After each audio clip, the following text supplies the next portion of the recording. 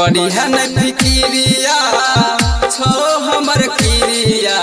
कानै छी किया बार बार करिहा न फिकिरिया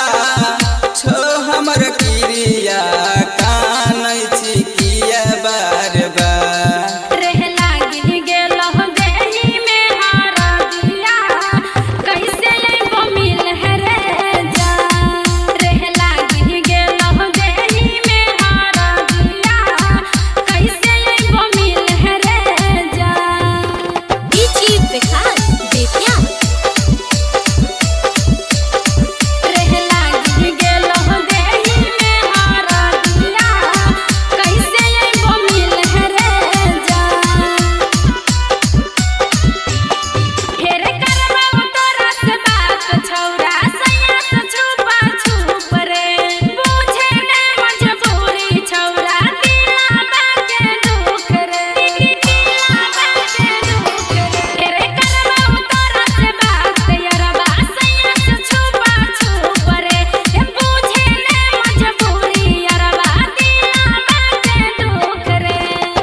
मिले चली आई है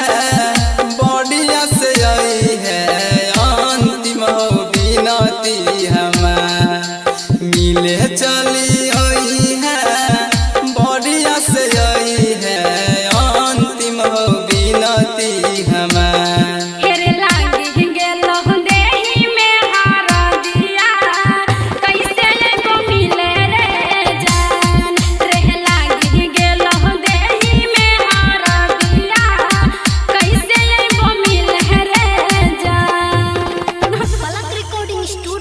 गंडोल चौक सहरसा।